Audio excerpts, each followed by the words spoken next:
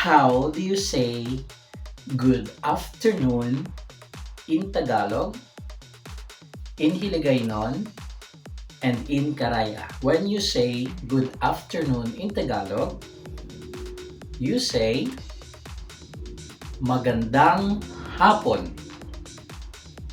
Again, magandang hapon. Now it's your turn. One more time. Good job. Now, how do you say good afternoon in Hiligaynon?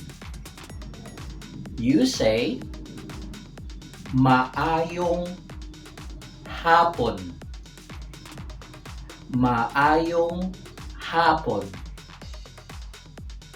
It's your turn.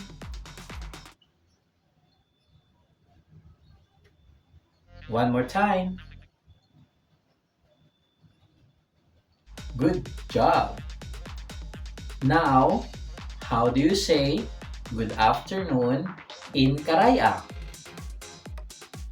You say mayad nga hapon.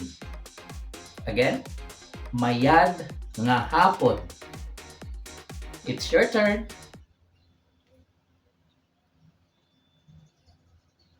One more time. Good job. That's our lesson for today.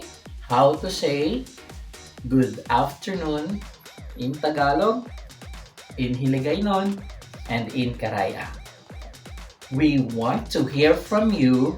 How do you say good afternoon in your own dialect? Please write in the comment below. And don't forget to like, subscribe, and share this channel. Paalam!